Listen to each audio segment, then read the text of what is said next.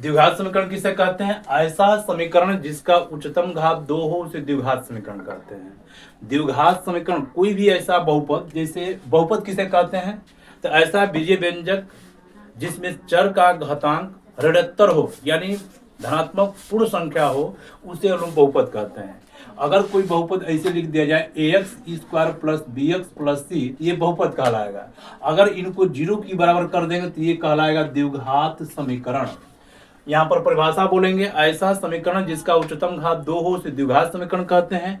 इसका जो व्यापक रूप होता है, व्यापक रूप ax square plus bx plus c बराबर 0, ये द्विघात समीकरण का व्यापक रूप होता है, जहां a b c अचर पद होते हैं।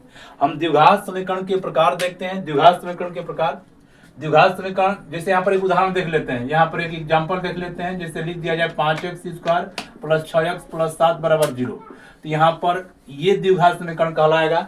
a की जगह पर 5, b की जगह पर 6 और c की जगह पर 7 है, ये द्विघात समीकरण कहलाएगा। देखते हैं द्विघात समीकरण के प्रकार। द्विघात समीकरण दो प्रकार का होता है, एक को कहते हैं शुद्ध द्विघात समीकरण, शुद्ध द्विघात समीकरण, एक को कहते हैं मिश्र द्विघात समीकरण। अब यहां पर देखते हैं शुद्ध द्विघात समीकरण और मिश्र द्विघात समीकरण क्या है।